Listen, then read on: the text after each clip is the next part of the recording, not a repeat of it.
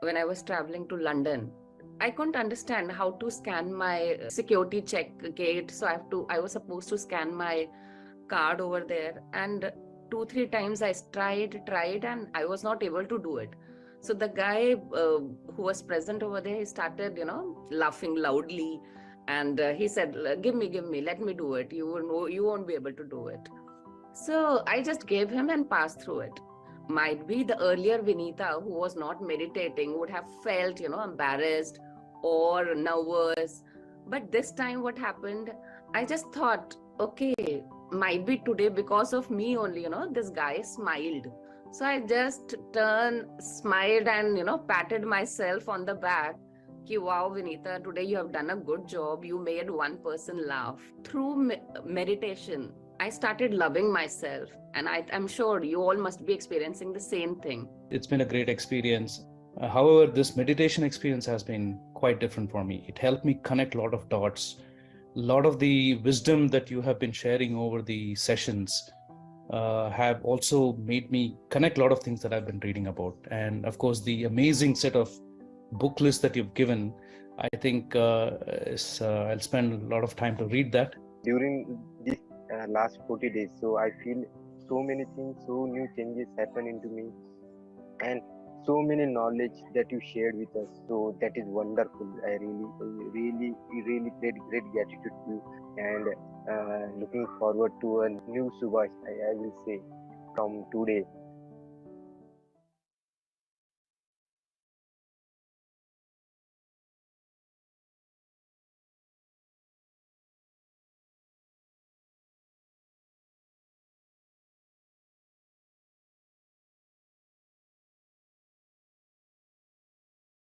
Sir. Happy morning, dear friends and masters. Good afternoon, evening.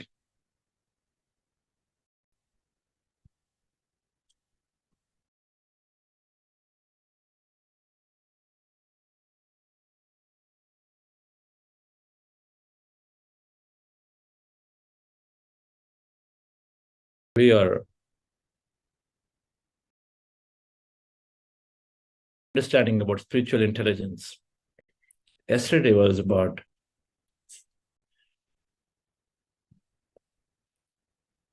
the crux of what Buddha's quantum foundation is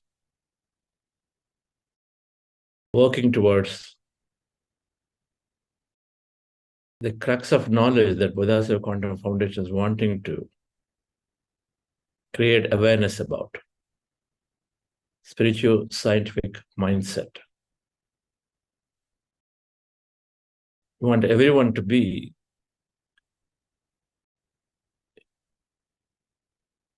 forming views in those ways that we're all connected, that we have infinite potential, that my thought creates the reality. Everybody has the same level of abundance. I and then everybody else too. And I'm not alone. There is this greater intelligence. So let's move into a heart-based decision, which is always appropriate and right for me and for everybody. Take help from this intelligence so I do the right thing.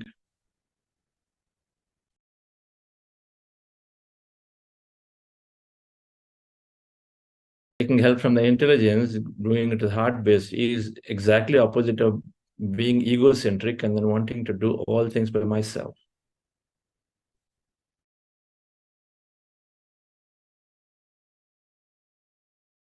These statements, to understand them, we need to study enough about this field to say that is intelligent,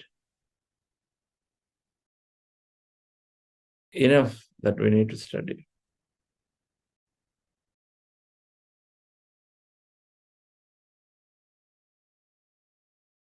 There is abundance for everybody, any number of experiences possible, so I stay attached to this. So we need to study enough of it. One of them, of course, dear friends, is to recognize that our experiences are not just experience from this lifetime.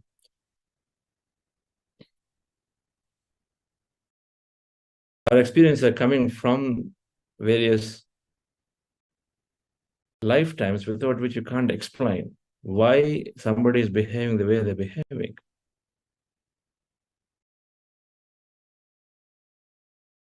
I talked briefly about understanding the nature laws. One of them is law of cause and effect. Another is law of reincarnation. Another is law of consciousness, that everything originates from nothing. Another is law of infinity, that there is infinite ways to experience. Everything is infinitely expanding.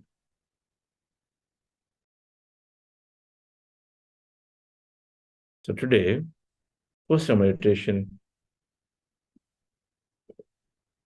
we have Raj coming from Quantum Life University, doing an amazing amount of spiritual science research work to talk about reincarnation as a concept.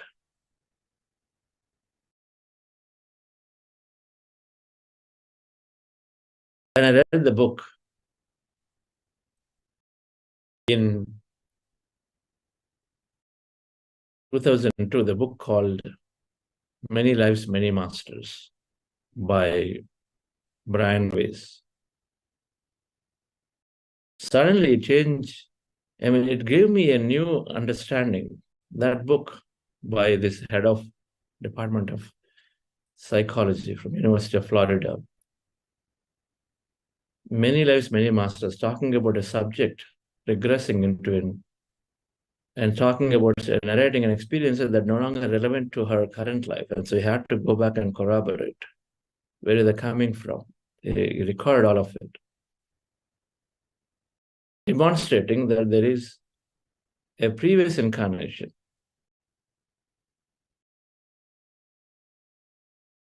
We have to be open if you want to study the field of invisibility. Reincarnation theory is going back and studying into what does not exist.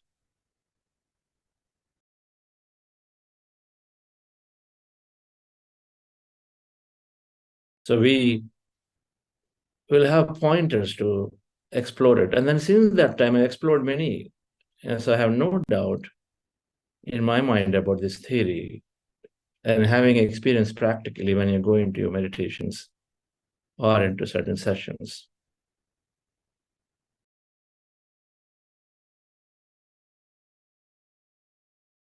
And we get perfect answers to many situations. Otherwise, we are a tiny self, limited self, looking for an answer and say why this is happening in the last, within the memory that we know of. We never get answers from that perspective. If a division is suddenly going into losses, if you only look at it and say last 3 months what's happening, you're not going to get an answer. You've got to probably go back to 3 years and see what is happening for this division. If that's not sufficient, then you further go back. Then somewhere you're going to get an answer. You're going to look for the cause, and then you keep traveling back.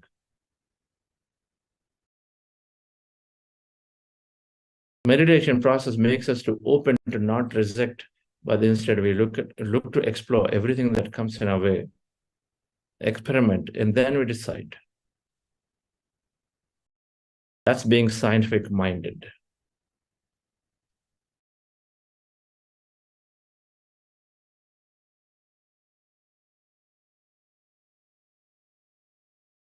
How do we strengthen our practice?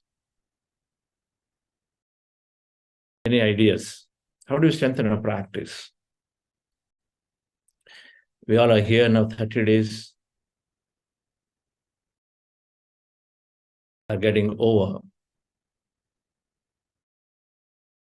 We are practicing, of course, a good amount of time. We are giving 40, 45 minutes of meditation every day.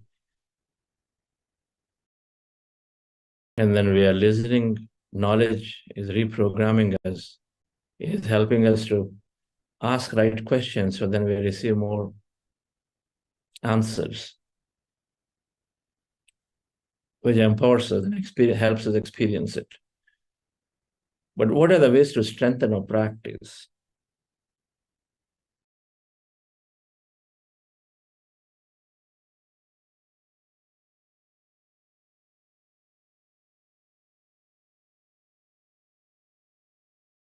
He said Swadhyaya.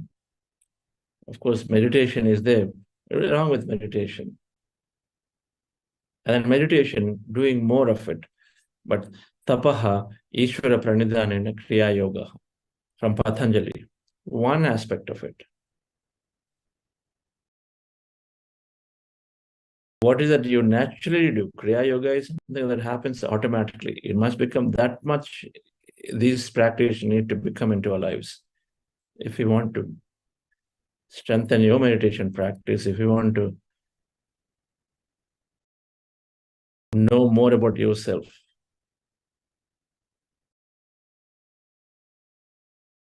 you want to go in the direction to know more about yourself in a swift way, then tapaha swadhyaya ishvara pranidhanena. Reducing the needs of the body.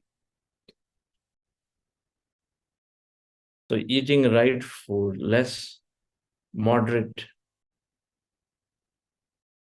reducing the number of thought, unwanted thought, thinking less, speaking less, all of that, sleeping less. The environment has to be conducive.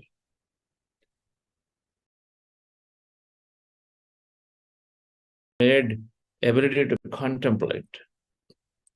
Tapaha is reducing the needs of the body. Swadhyaya is to know more about me in relation to others, in relation to myself. No more. Swadhyaya, study about self.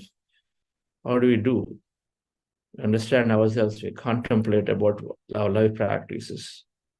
We read from others, we interact with others, satsang and swadhyaya.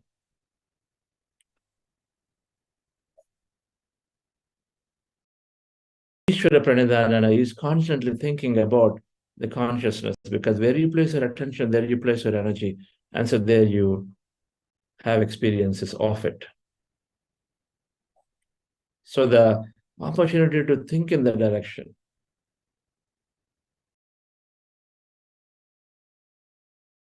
The meditation centers, the ashrams, the places which are designed for this purpose are great to have all of it and more.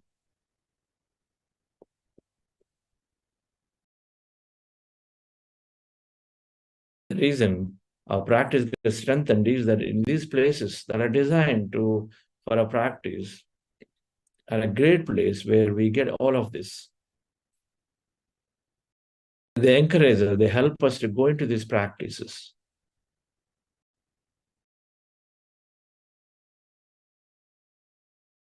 The opportunity to constantly be in pursuit of, in the thought of the consciousness.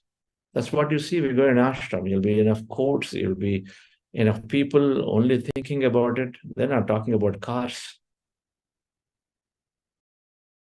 You know it. A great place to be in this state of, in this surrender of this consciousness, thinking about it throughout. You're filled with those thoughts. Because everybody is doing the same. And it is that ashram is supporting us to be in that state.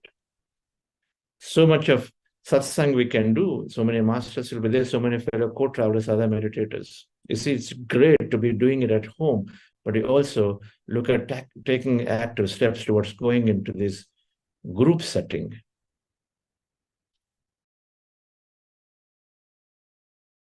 Where all of these practices are nurtured, plenty of opportunities given. You have satsangs, there are so many other practitioners, teachers there, interact, learn more, accelerate our learning.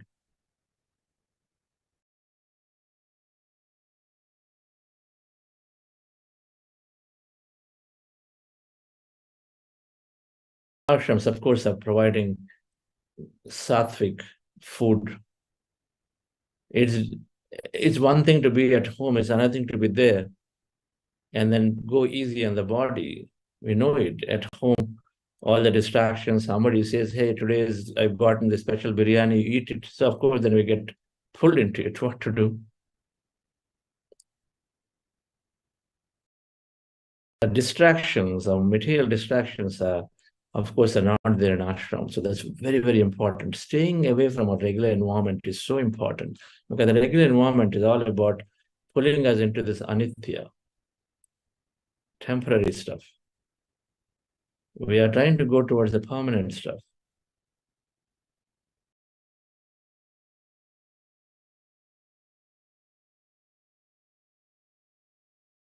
Ashrams have a great amount of nature, so it helps us to be losing ourselves. A practice means in losing ourselves, forgetting about time and space, about us, our physical body, our environment. Then you are on the other side, quantum field. So being in nature is supporting so beautifully, because we forget ourselves in nature. The moment you forget ourselves, you're one with everything out there.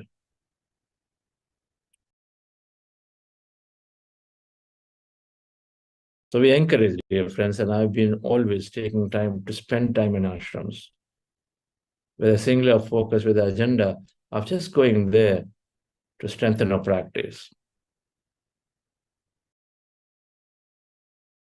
We can read so much. Nobody's going to disturb us.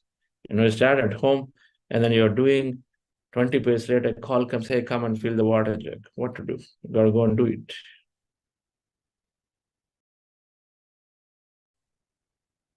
We need an environment conducive to that. We sit down and then we finish a book. 8 hours later in the ashram, nobody's disturbing you. You finished a book. Strangers Among Us by Ruth Montgomery. Understanding how there are so many light workers out there who are there to assist us.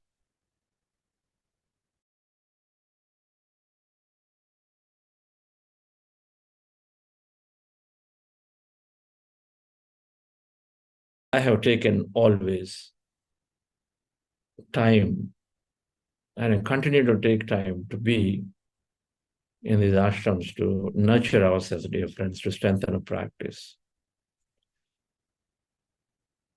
It's a place that moves us away from impermanent things, and there's a place that nurtures us towards holding onto those practices which move us towards permanent things.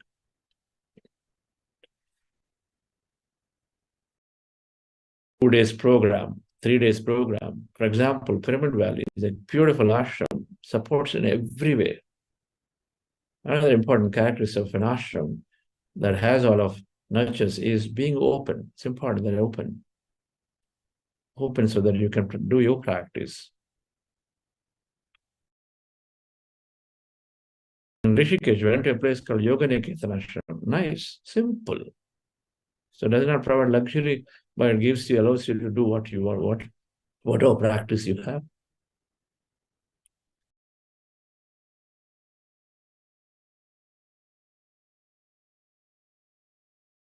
And then more importantly, in an ashram, when you go, the intentions of the founder, the energies of the founder, energies of the masters who are there, they're all there. They're all there. So where you place your attention, there you place your energy. The energies of these masters are always there, because no matter where they are, they're placing their energy on the ashram. So they're a direct beneficiary of it by being there. So many, many ways that we can benefit, but we take time. From here, we are coming to the closure of this program by end of next week.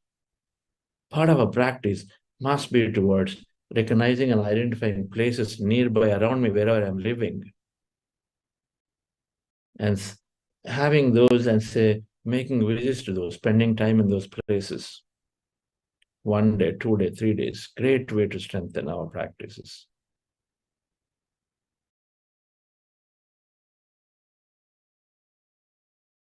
That's why when I'm doing workshops and when masters do workshops, wherever possible, they're trying to do in ashrams, wherever possible, because you have that extra lot of benefit.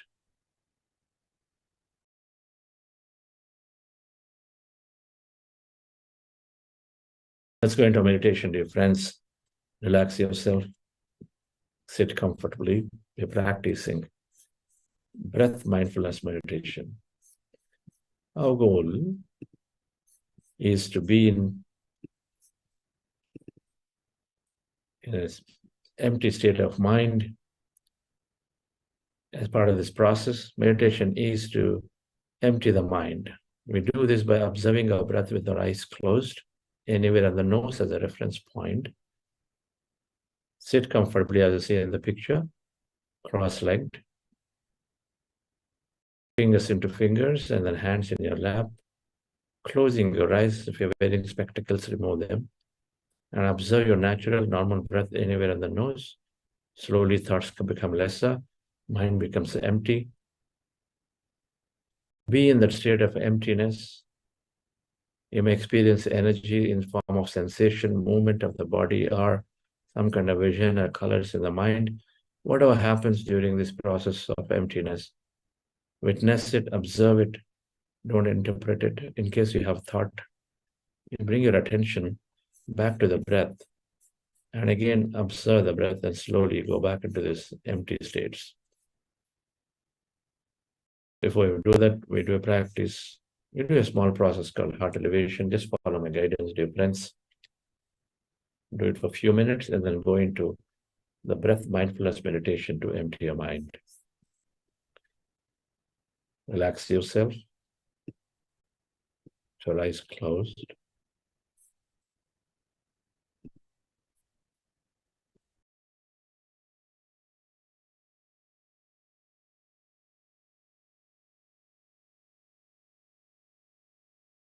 Relax your body.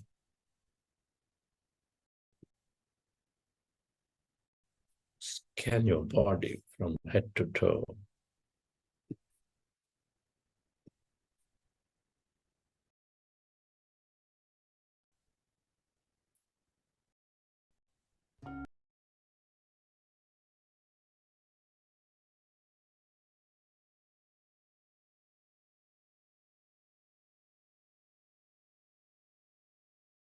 Dear friends,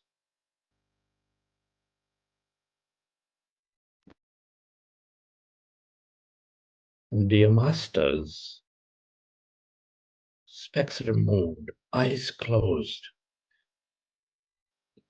Keep your hands on your chest area and rest your attention on your sacred heart. Can you feel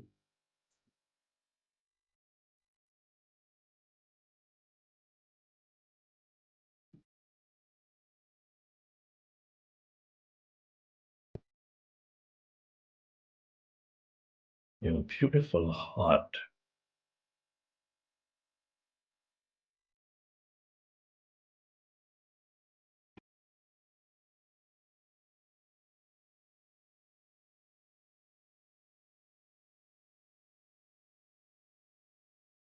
Feel the seed of all emotions,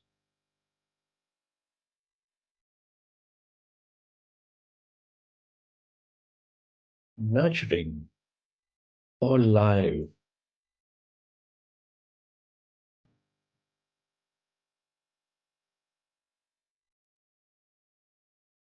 with its energies of love, gratitude, compassion.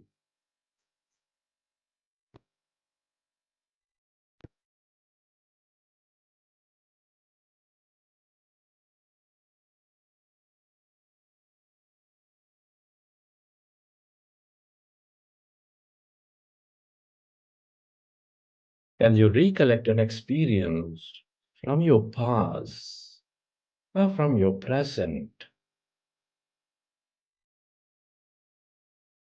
where you felt enormous love, gratitude, compassion, or any of the higher emotions, and relive that moment?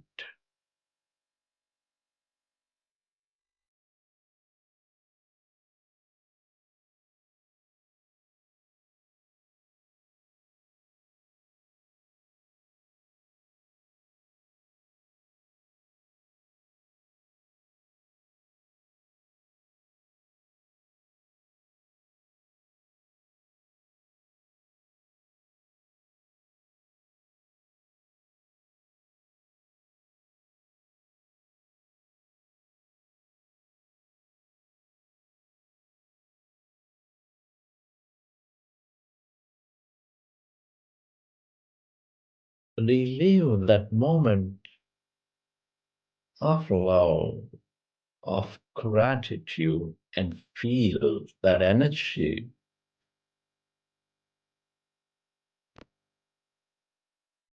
The more you experience the energy of love, the more coherent, the more connected you become.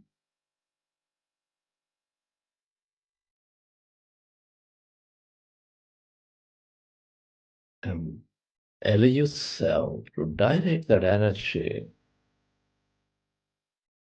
to everything and everybody on this planet Earth with an intention to heal,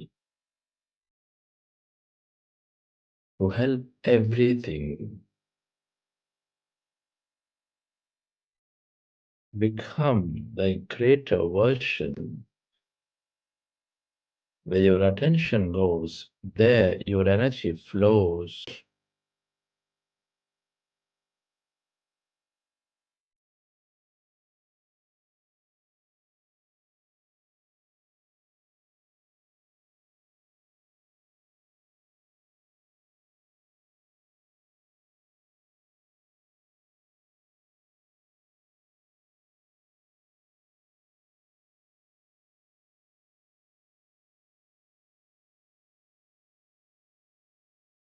We're all deeply interconnected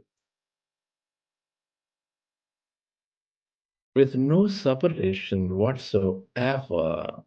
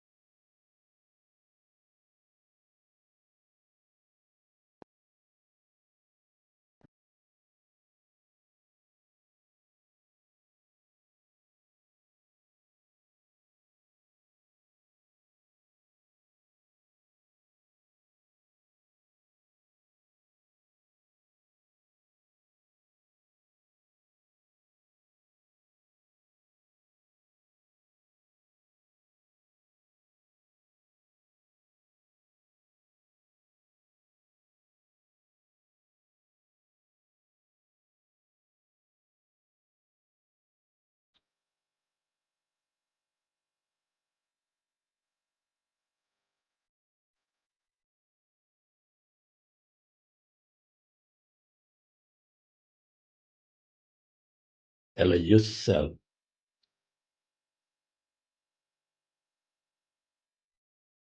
to merge into your breath and allow yourself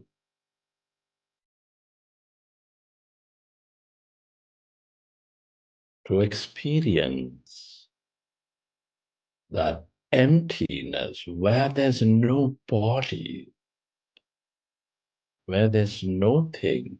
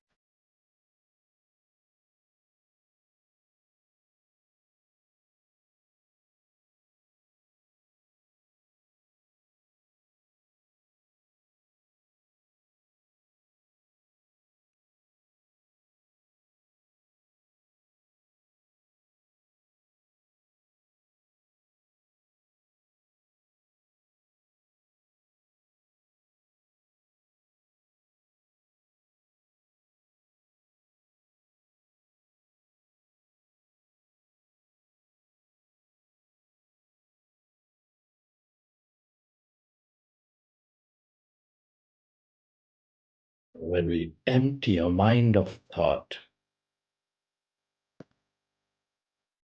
we move away from matter.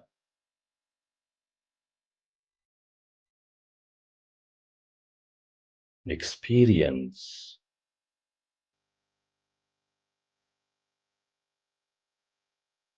that energy, that greater emptiness, the quantum field of energy, consciousness.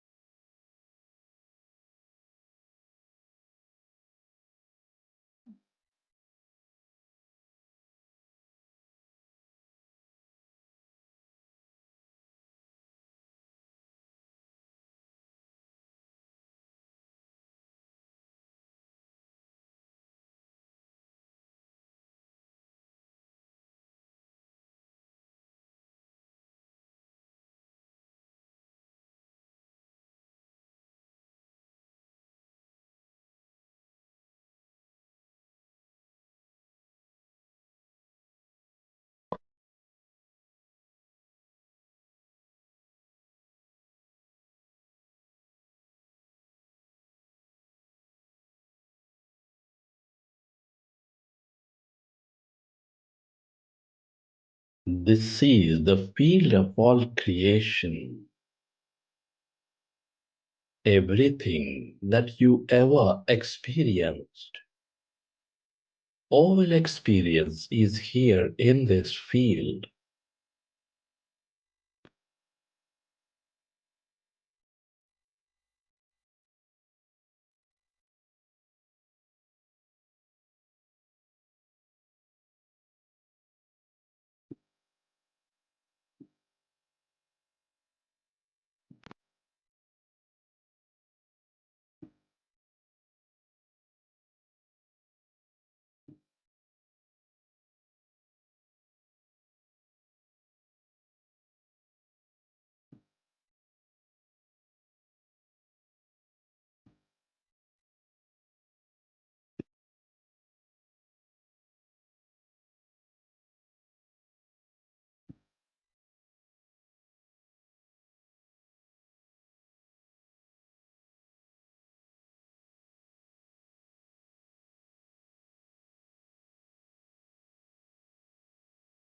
the more you stay connected to this emptiness, this energy,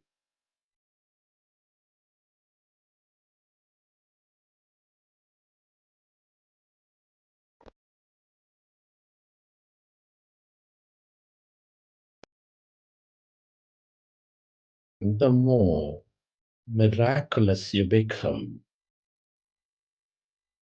the more possibilities you draw into your life.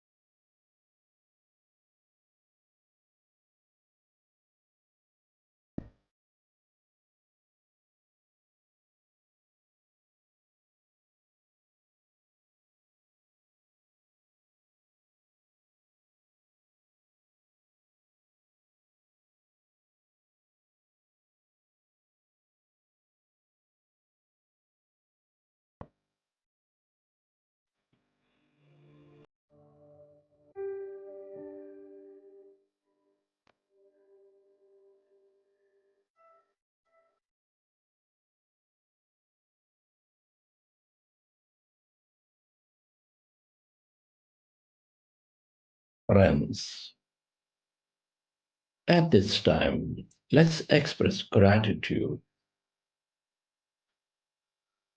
to all things and everybody. Can you express gratitude to your parents, your teachers, mentors, family, friends, colleagues?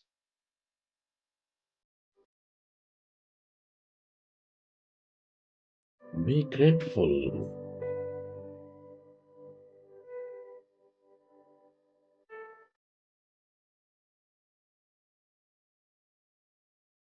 to the grand nature, the bird, the fish, and the animals.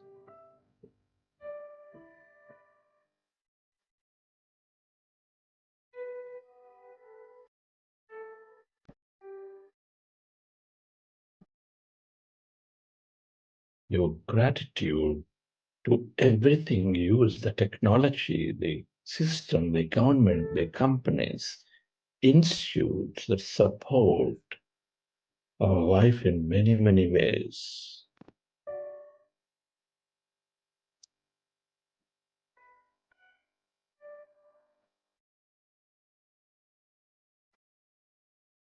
Gratitude to yourself and to this intelligent quantum field, the universe.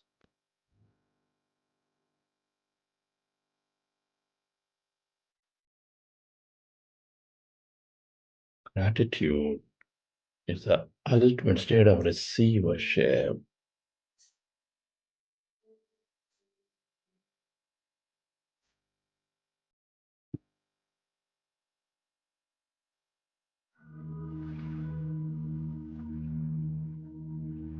Recollect your experiences from the session.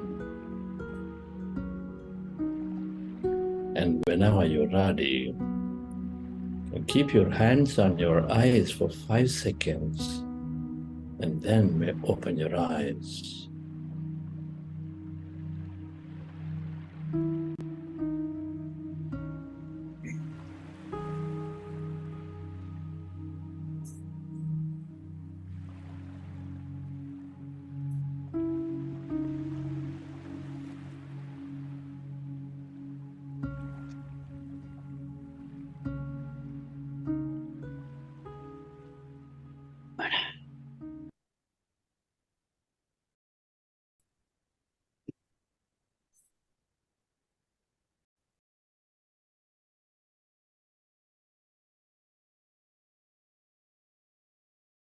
Okay, dear friends.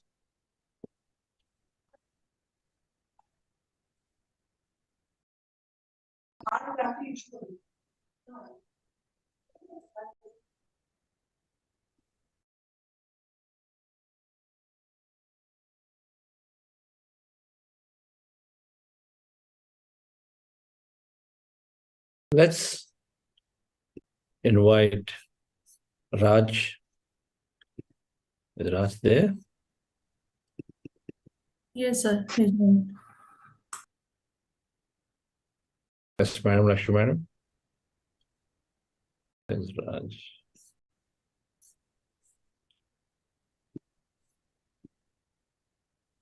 Hope you all enjoy the session. Morning and namaste, dear friends. Hi, Raj. Thanks for Hi. joining. Welcome, Rajshekar.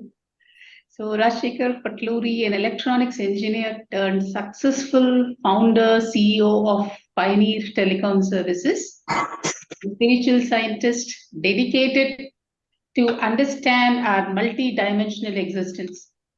His transformation journey began in 1993 when he met Dr. Newton Kondaviti, becoming inspired to awaken wisdom within. Trained in past life regression, rebirthing breathwork, inner child work, and family constellation, he is a facilitator in these modalities. As the founding trustee of the Life Foundation and the Quantum Life University, he spearheads the first spiritual science university globally. Rajshekar, chief editor of the Eternal Life Times, secretary of ARRR, and a QLU certified trainer, embodies a multi-dimensional life. Welcome, sir. Welcome to you. Thank you. Thank you all. Yes. Sharing been given? Yes, Raj. What's that? Yeah. So, are we getting the presentation now? Yes, you can start. Yeah. Are you able to view the presentation? We can see it. Yes. Thank you. Thank you, friends. And this is going to be about past life regression. We have a presentation, and then after that, we'll have a short question and answer session.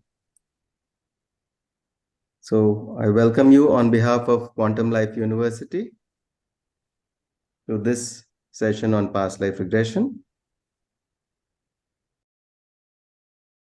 We call this the science of past life regression, understanding past life regression from a scientific perspective and with a deeper scientific understanding about this spiritual phenomenon of past life regression. And I'm Rajshekar Patriji. Before we proceed, I wish to express my deepest gratitude to my mentors, Dr. Newton and Dr. with whom I've had an amazing journey and continue to do so. For over 30 years, I met them in the year 1993. And since then, we have taken many steps forward, as has already been introduced. We first started off, our first activity actually was past life regression. We started off with a center for doing past life regression sessions. And of course, before that, we were doing meditation teaching, and then went on to establish Life Research Academy, and then the Quantum Life University, which is getting established over a 150-acre campus near Vikarabad in Telangana, India. So let's try to understand what is past life regression. What is it actually? Okay, we might have heard a lot about it. Some of you may not have heard about it. The very initial level of presentation and session in which you really get to understand, even if you are a totally lay person and you've never heard about past life regression till now. So this is just to know what past life regression is. And those of you who know will definitely have a slightly greater understanding about what it is. So before I proceed, I'll tell you that you don't need to take these notes. These are just there so that we can understand, and maybe if you can sometimes miss the flow of the speech, then you can even read it from the screen. So what is past life regression? Just to define that, past life regression is a process that facilitates the retrieval and reliving. Okay, we say reliving because people who go through this experience, they actually feel like they've lived that part, that memories once again. It feels so real to them, and that's why we say it's reliving. And in some cases where the experiences are not so deep, they still feel that they have a strong connection to the memories of what happened in those past life situations. So retrieval and reliving of what practitioners believe are memories of past lives. Now, there's no other explanation, and hence practitioners are convinced that this is a memories, these memories relate to the past lives or past incarnations. Now, we have certain terminology which we keep using, and we just want you to get familiar with this. Usually, a person who is doing the regression, we call that person as a facilitator, and the person who is undergoing the regression, we call that person as a subject or a client. So we don't use the term patient because there's there's nothing essentially wrong with anyone in that case to call them a patient, but they do come for certain experiences, for certain transformation, and that is true. The call to action for any person to seek past life regression is something that they wish to change in their life, something that they feel they don't have answers for, something that they feel they're stuck in some kind of a pattern and they wish to, as we will see in the rest of the presentation. And that person is called a subject or a client. Now, what actually happens during past life regression? Now, during past life regression, the subject will now stick to this term of subject rather than client, is guided in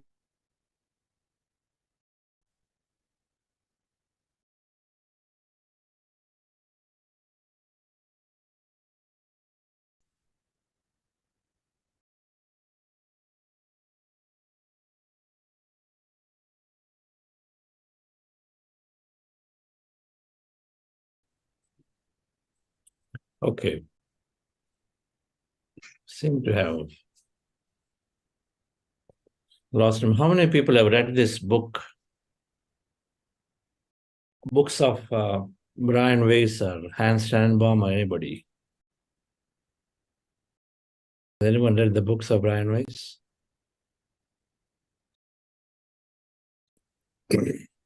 Great. More hands must come.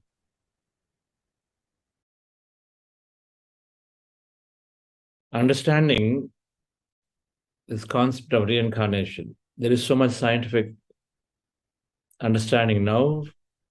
A master called Ian Stevenson, rather he was a medical practitioner or education practitioner, psychologist. He was a psychologist, practitioner.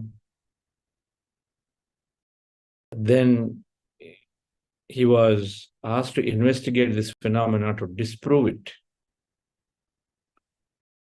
by a regulating authority.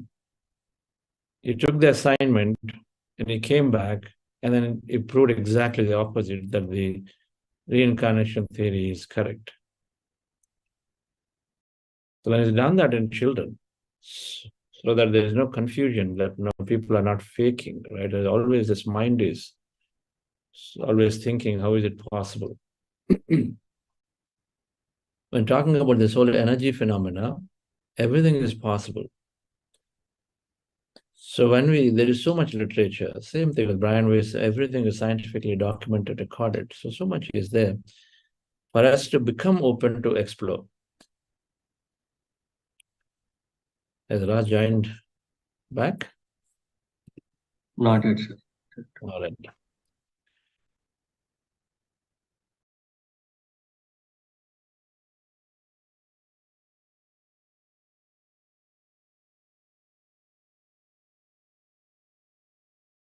We are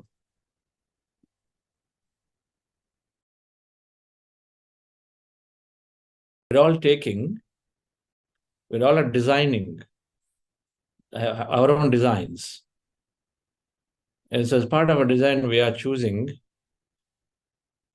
a family, an environment, a situation that we want to grow into, we want to learn from. And so we decide, we choose a place of where we want to get born, the religion, the environment. Environment means it could be the religion, the social strata, all of that. And so we choose and we come, and according to spiritual science and Theosophical Society as documented, and then we understand this. So the more we understand, the more then we start experimenting with it. Then we choose, according to Theosophical Society, that on average, an individual is taking hundreds of lifetimes. Lifetime over lifetime after lifetime, some as male, some as female. A typical lifetime where things don't change, your environment, your conditions generally remain the same. Suppose I'm born in Hindu, my conditions, the rituals, the practices, the knowledge they receive in general is the same. They don't change. They sort of govern our lives in many ways. The culture sort of governs. And so where your conditions are the same, and then you are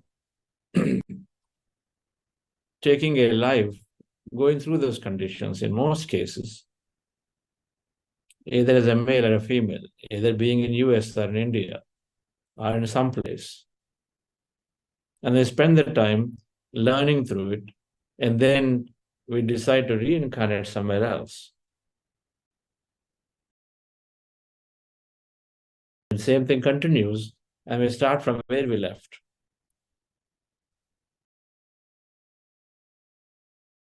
So just the way we, for example, I give this analogy, if you're changing companies from one company to another, that's the way you do certain level of experience, you feel bored of it, then you want to go to another one. For a long time, you are in one area, one domain, and then you say, now I would like to go into another domain. So that's equivalent to switching from one, maybe geography to another geography, one religion to another religion. It is switching from a female body to a male body. Where you experience something totally different perspective. This book, in Brian Weiss, when the book called Many Lives, Many Masters, as is regression, this patient, and in the regression, she starts narrating, talking about things from hundreds of year-old information she's giving. And he couldn't definitely, as she's saying something, he couldn't really relate to her current life. And so then he gets curious, and so he records all of it, and then it goes and then starts looking at what she's giving as information. Finally comes back to conclude that this master, that person, that patient, has links to that life from the past.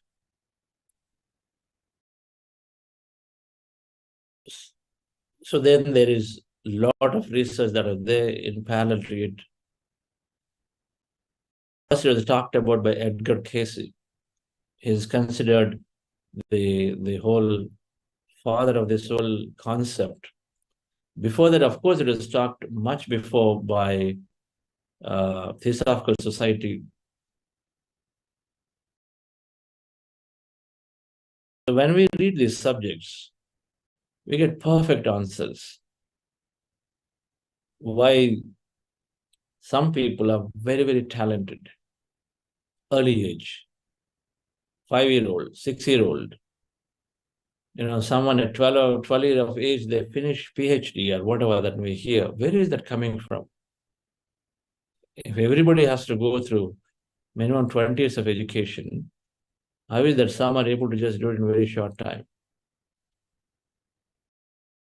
The answers clearly lie in, we are always starting from where we left. We develop the qualities, we develop the knowledge and wisdom, and then we start from there. We build upon it in this lifetime.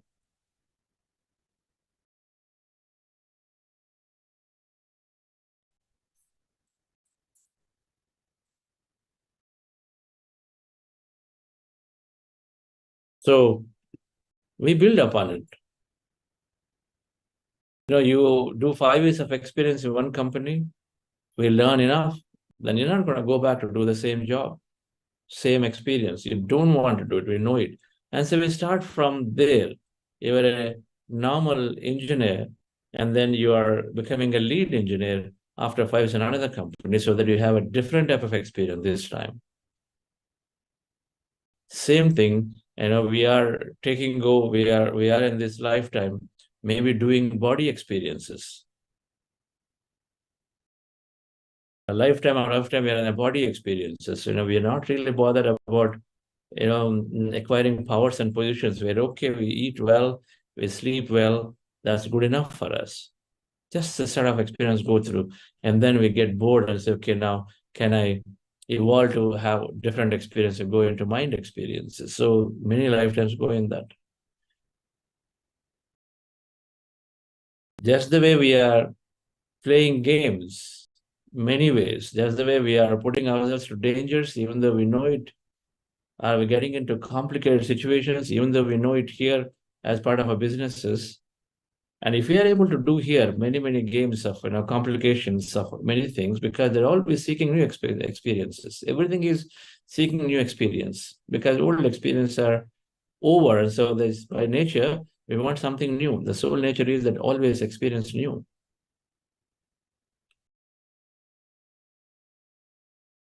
Soul wants to, our inner consciousness always wants to experience new, because we are infinity. And so then we constantly seek newer experiences, which is what exactly we do. A businessman finishes one type of business, then a second one. He does a company of 10 people, the next one would be company of 500 people, next one he wants to run a public company of thousands of people. He no longer is interested in going back and doing the same thing. Nobody. And so precisely we are doing this life after life after life after life, experiencing something new. There is so much to experience, infinity. That's the way we have complications here. We see complications in life after lifetime. In our life, some of us take challenging situations, some are taking simple situations. Some are saying comfortable job, comfortable life, only that's smooth. Some are saying, no, I need so much adventure. So some are taking very adventurous roles in businesses, tough roles. They've got to work longer. They have to travel left, right, and center. They have to go into places that others don't go. Some are very, very comfortable, 10 to 5, 10 to 4, whatever. But we forget all of it. We have this notion that everything has to be comfort. And so we start comparing with others and say, oh, why am I going through this difficult challenge? Why am I having to work for 20 hours when some other people are doing only 6, 7, 8? We have a notion. We have a limited notion of what life is. And so then we try to put everything around it. In reality, we have come here with our own design. We come with our own design to experience, to learn something faster. So then that person naturally is working for long durations. The person is seeking many, many adventurous things.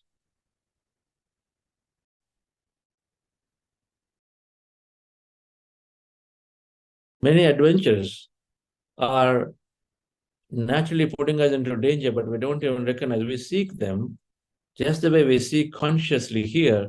And when we are, as a designer, as we're coming here, we are designing of certain adventures which appear like challenges in this lifetime. The way the society looks at it, they appear challenges.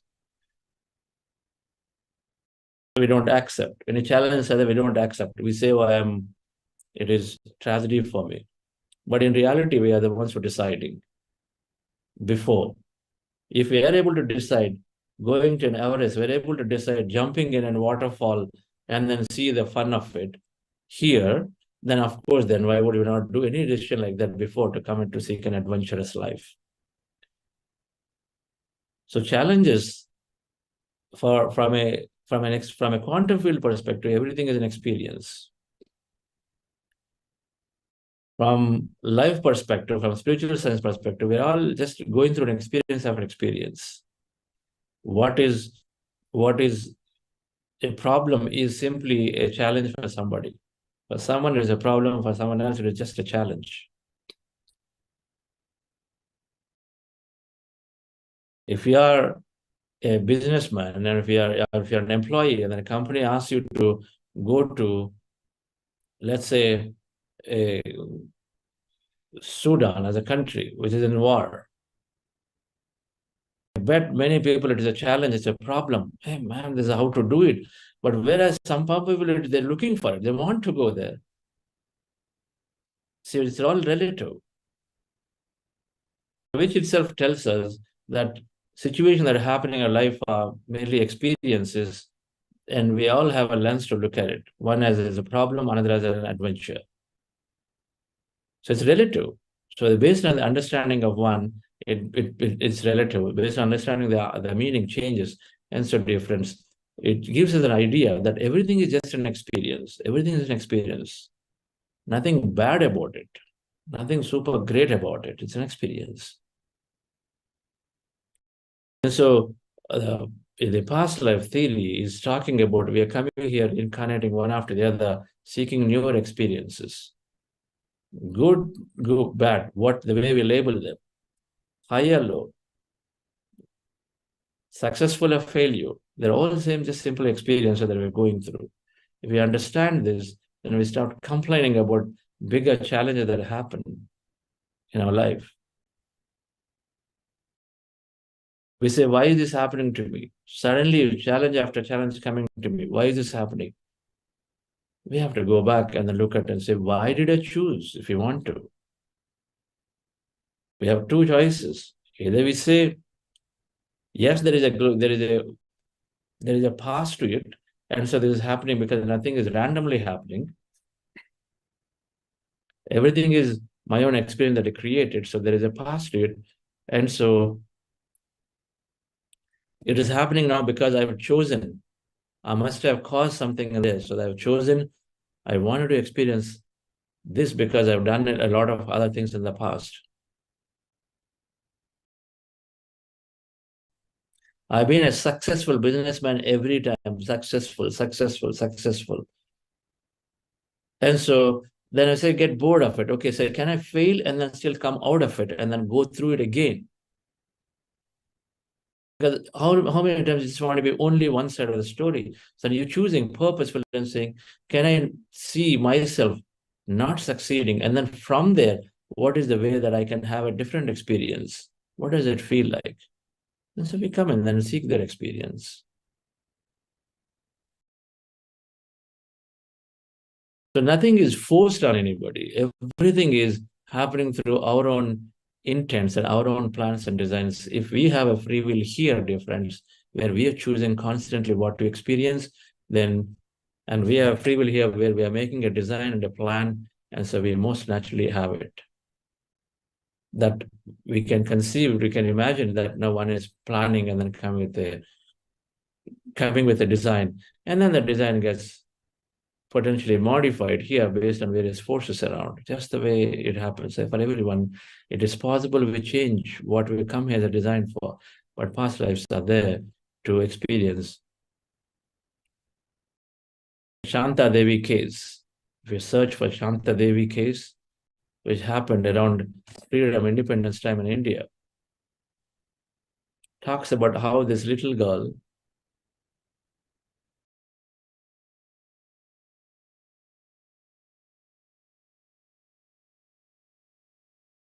suddenly realized she is that Mother Shanta Devi and her children are there near Agra, and then who are very, very grown up. 60, 70-year-old. This little girl is born in Delhi to a family, and then she's 6 to 8 years old. She's from early childhood starts talking about, this is not my home. You're not my parents. Rather, this is not my home. My children are living. She starts telling, and then they go and then investigate. Finally, go to because she's able to give enough clues about the place where they were living, and they're able to find united. It is a strange situation, apparently, where a 6 or 8-year-old is now meeting her children who are like 60-plus-year-old.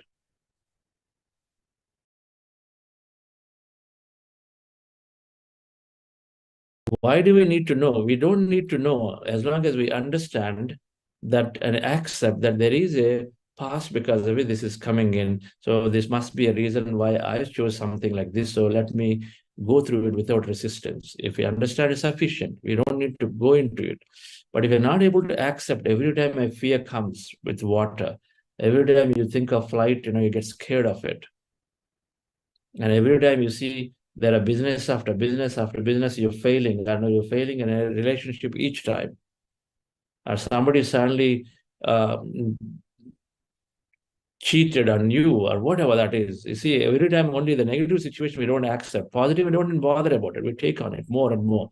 But when these negative situations come, we can't accept. Then you say, okay, so is there a reason why it's happening to me? You go back, you do a little bit of postmortem, right? We do it. We go back and see what is the root cause of it, the way we do it here. So past lives can help to go into, look into your past. When there are significant challenges, you're not able to come to terms with them, and then you really want to know so that you can accept it, then you go and do it.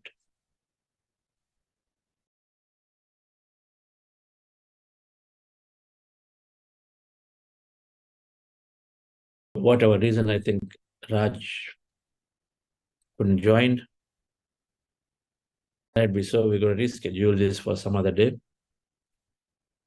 Tomorrow, we're going to understand the 6 spiritual science laws or theories of creation,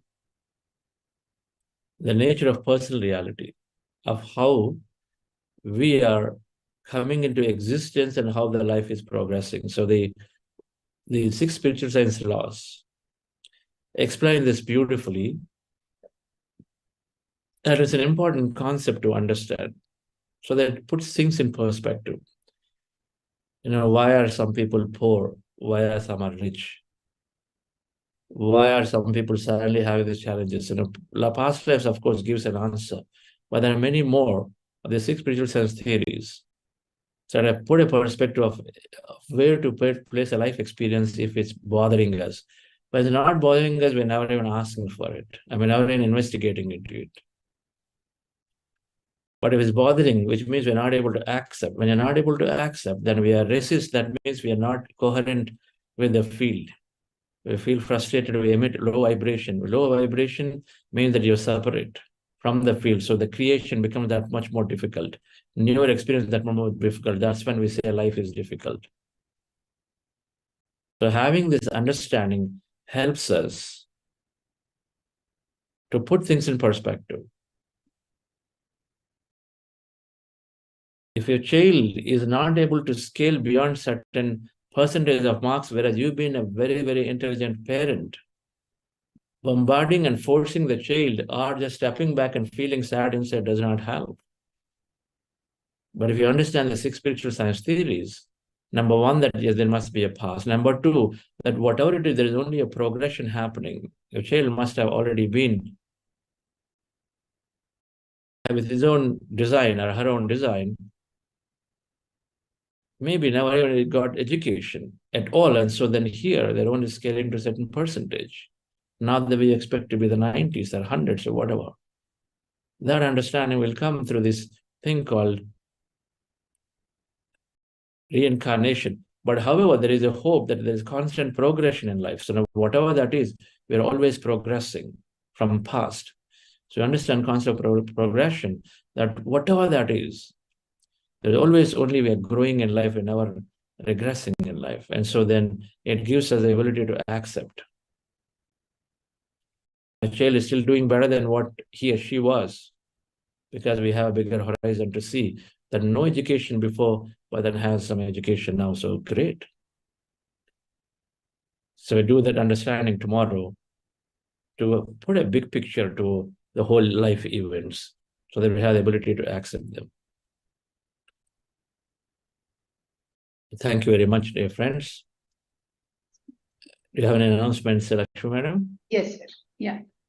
So we have a session coming up for graduating students and youth. That is meditation for confidence, clarity, and manifestation. The dream that they can really pursue. Right? It is happening between December 4th and December 24th. So it is, the brochure will definitely be forwarded. It's between 6:30 p.m. and 7:30 p.m. in IST India. So yeah.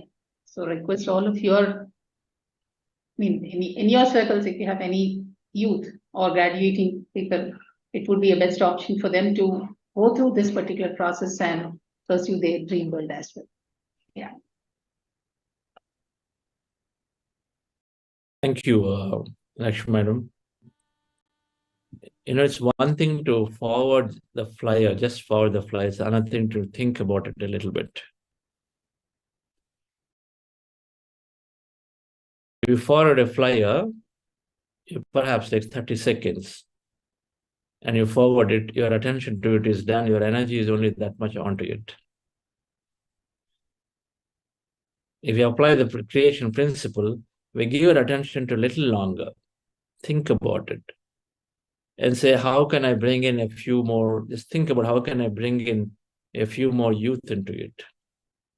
Because so many want solutions to their life. And so we just give a little bit more attention, maybe 30 minutes of time if you can take to your friends. And many of you asked, how can I help? Many of you express gratitude. I say, expression of gratitude, if you can show it, translate that energy into this, of spending a little bit of time, taking your time and sitting down and quiet and say, how can I introduce this program to 10 other people or as many people? Just think through it. If we meditate upon it, I'm sure we will have enough number of clues from various, that person's friend, our maid's daughter, driver's thing. I know my friend was talking about somebody trying to get an admission somewhere. There are so many thoughts, so many links will come. You manifest answers by putting our attention. We apply the same creation principle. So we are very grateful you're forwarding the flyer. We'll be super grateful if we can just take that extra half an hour, 30 minutes, or take 10 minutes a day, and then look at it and say, how can I introduce to more people? Any of our programs.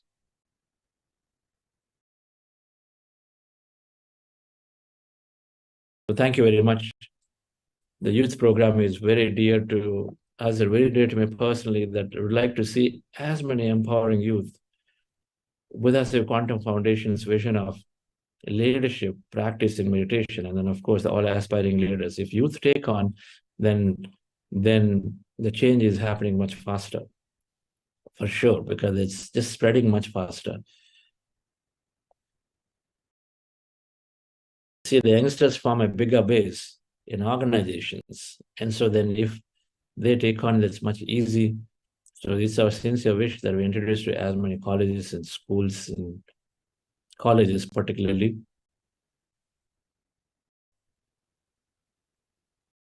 So thank you very much, and so we'll see you all tomorrow. Thank you.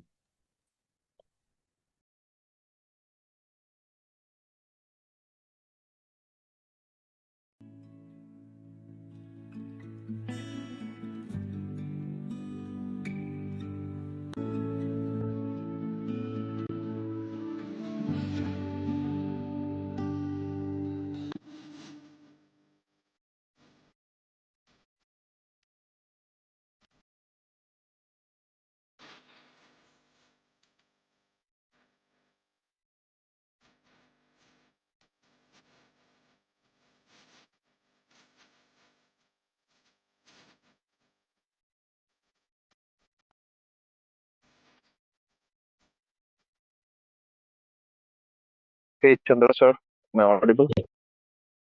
Yes, sir, I'm glad to hear that program for youth is coming up. Do we have anything for children who are going to complete their class 10? Because the board exams are coming up in a few months from now. I see some of, like my daughter is in 10th right now, looking towards her final boards.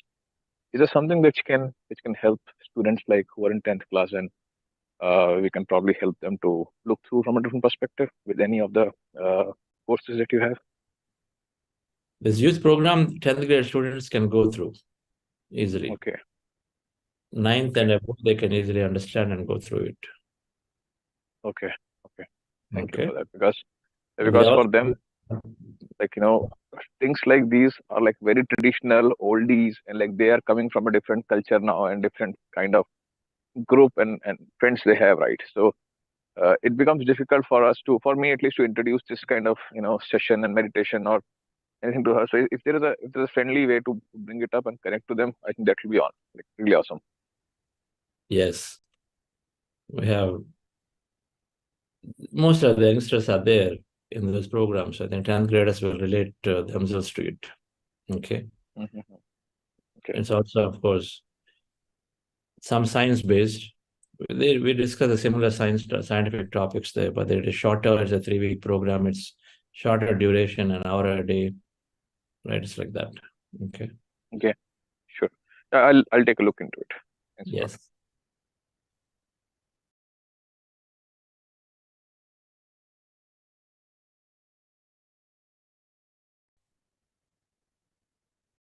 Yes.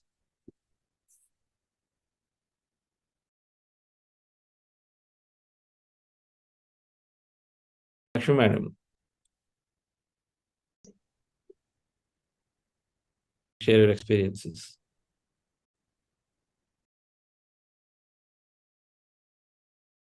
When I started, Buddha CEO came to my life as a part of a corporate program when I was with Cognizant.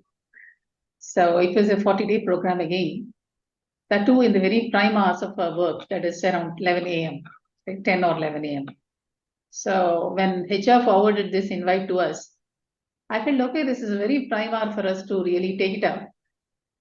And 40 days is too long for me to really, to take it up. But I said, okay, my main objective, I keep repeating this again and again. My main objective of getting into meditation session was just to sit in a position without getting distractions for 30 minutes. That was all.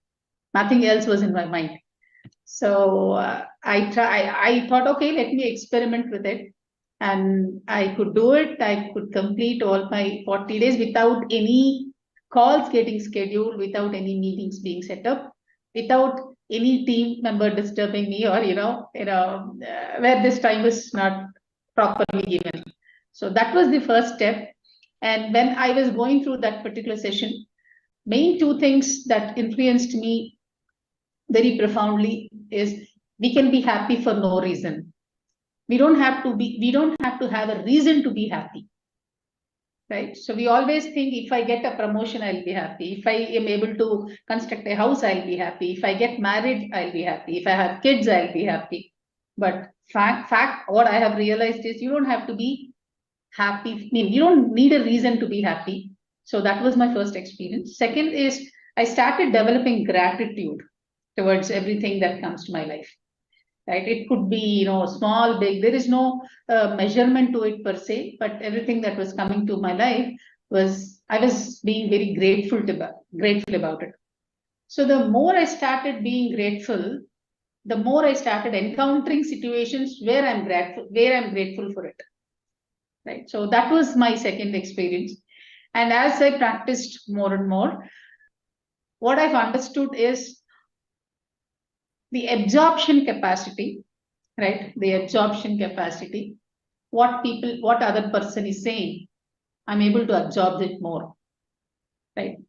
Attention span is more, right? So these are the 2 things from a professional perspective. These were something that really helped me when I'm dealing with my colleagues or my juniors or my seniors, right? Clients, etc. This was very helpful for me, right? And the third thing is, we say that, right? Subtly, may not really come with a big force. Very subtly, what I have observed is the coexistence with other people. It doesn't mean that we don't have differences. Yes, we do have differences. We do voice out saying that this is where I don't feel comfortable. This is not something that I agree upon. But the coexistence part of it is something that is wonderful. And when we talk about association of right-minded people, Sajjana Sangatya, this is something very, very, for me, right, it's my experience that I'm talking about.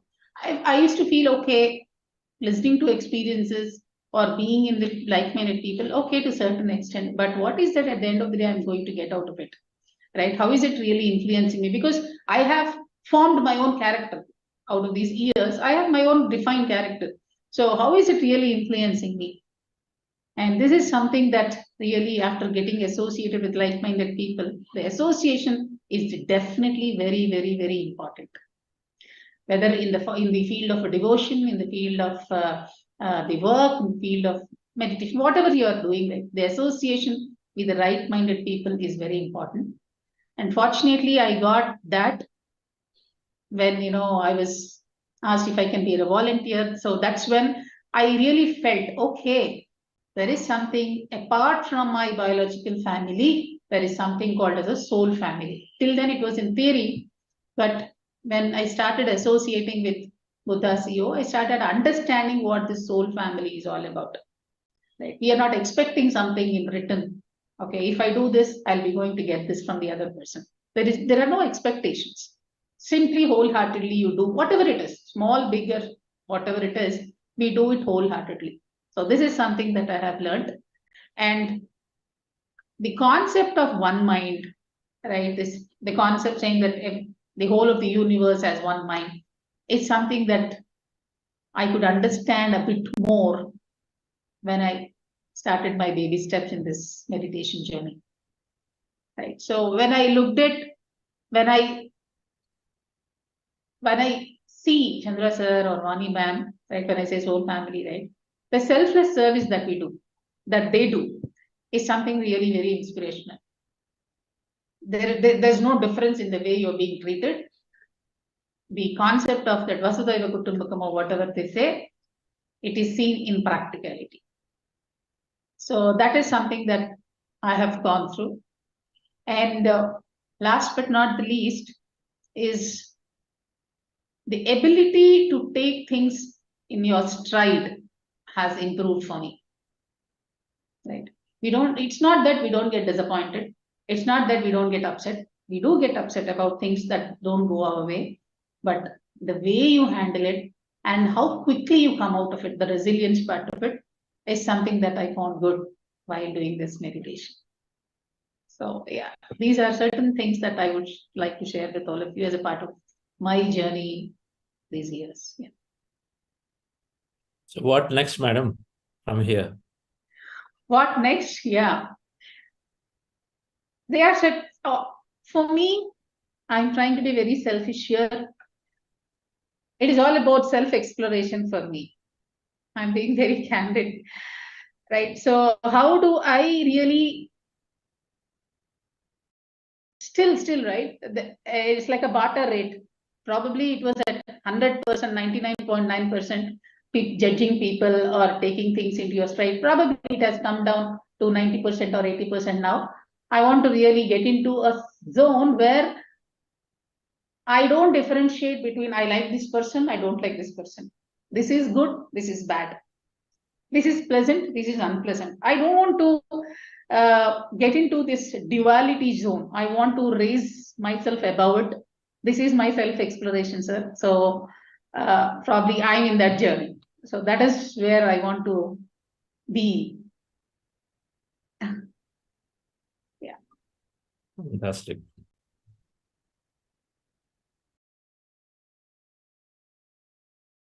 It's cyclic, but always. We learn, we share to learn more.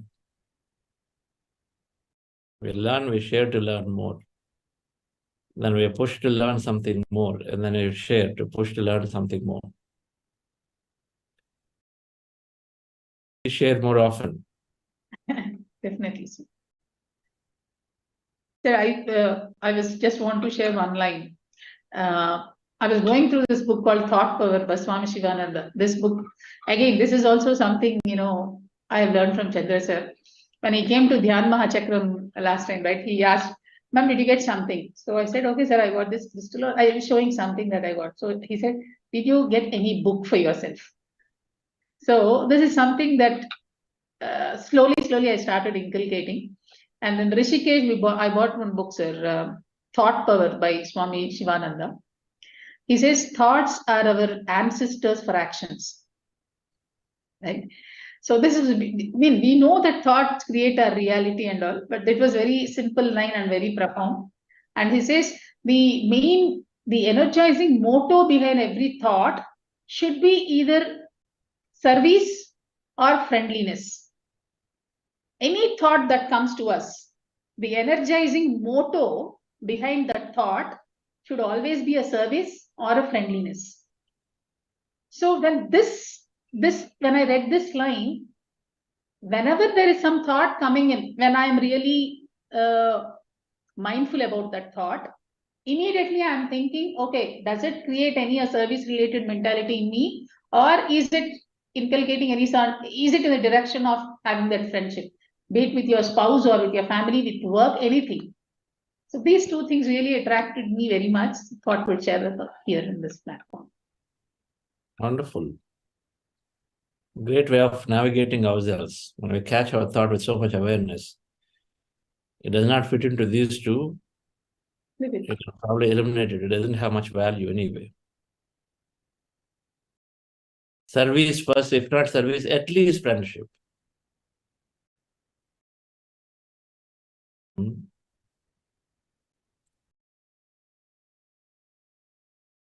We released this brochure, madam. So in in Pyramid Valley, the first global conference of meditation leaders, in reference to your one mind. One mind is not only experiencing oneness with everybody. One mind is what you think is what I hear here. So we release this, and then one master called Anuradha Reddy comes, and we know her. We've been knowing her for a long time. Chandrasekhar, this is exactly what I've been thinking about in the last 2 years. The idea keeps coming to me that we have to do this conference. Exactly the way you said it, to take it to policymakers and then put all of them in a room and then talk about meditation, how is important benefiting. That's one mind. We all are sharing our thoughts one with each other freely. Why many people come and say, I thought about it. Same way you're thinking about it. Because we're communicating. We don't realize that we're communicating one with the other at some frequency, right?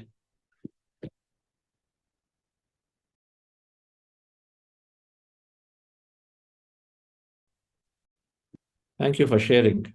Many lessons there.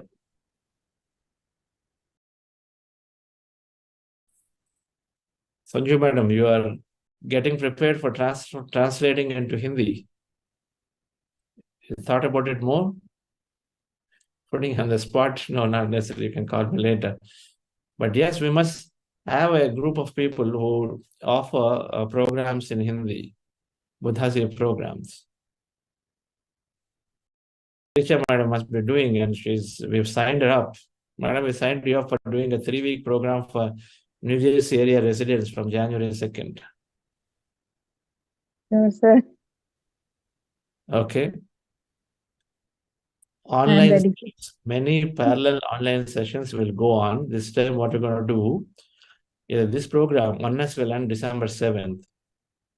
And so from January 2nd, I'm asking that all chapters, wherever people are wanting to teach, take a 3-week of our 6-week program and then teach. In your area with an intention that you develop a community around you so that you have a team to be a set of people through whom you can do your physical development happens of the beautiful spiritual development happens when you have like-minded people together practicing, right? Full moon nights, satsangs, book clubs, anything you can do. So intention to spread it around your area. So Albany, yourself, St. Louis, and then of course in Dubai, Abu Dhabi, Pune, Bangalore, many places. And I wish to see that we do this in Hindi too. And I'm seeing Sanju Madam to say something.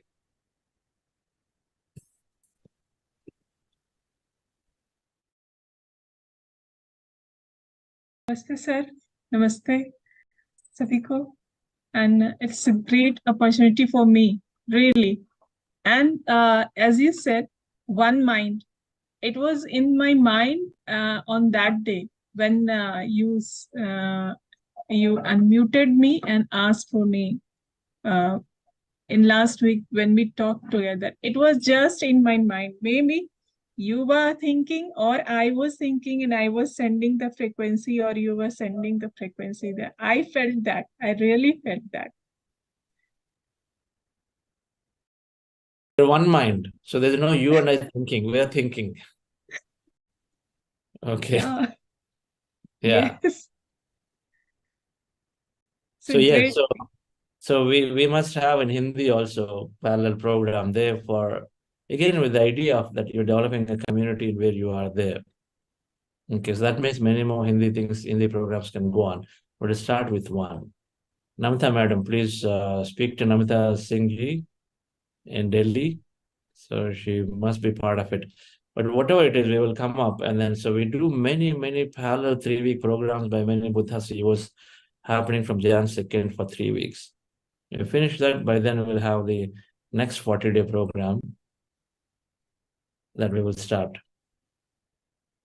Right? Yes, sir. The end of January. That's the idea. So in between 6 to 7 weeks gap we will start having these 3-week programs by the local masters, develop communities. Okay, and also interact with the local pyramid masters there. And then they are doing some programs. So the develop community and becomes a larger community. Okay, so this is the idea. So Resha madam, please get ready. So there'll be a meeting request shortly with all the teachers to take on these programs. Okay. Create your team. Create your team will help you. Okay, sir. I will try my best, sir. Wonderful.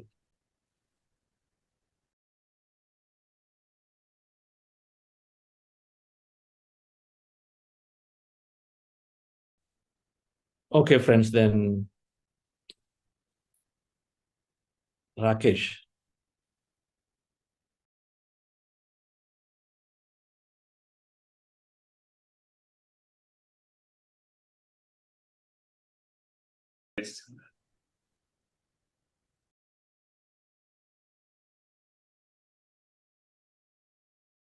So do that youth workshop in January in Bangalore. Yes, planning to do the first weekend, 6th and 7th January. It will be a great opportunity for all the youth to actually physically come and go through a process of getting their goals clear, bring a lot of clarity into what they want in the future, create the whole manifestation process. So any of you who know any youth, graduating youth, or looking to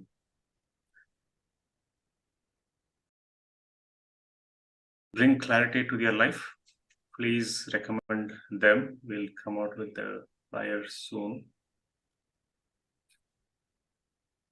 So is it workshop where? It will be in Sri Ramadhama. It's in Bangalore, Whitefield. So there is a residential opportunities. People can stay, and it'll be in the weekend, so 6th and 7th. Okay. Okay. So thank you all. So thank you, Rakesh. So we'll see you tomorrow. Thank you.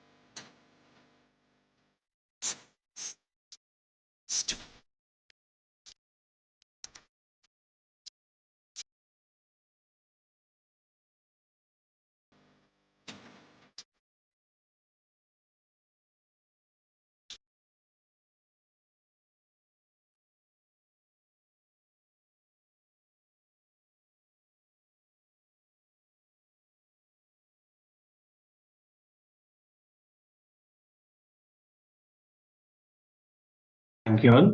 We'll meet you all tomorrow morning, 6 a.m. IST. Have a great day.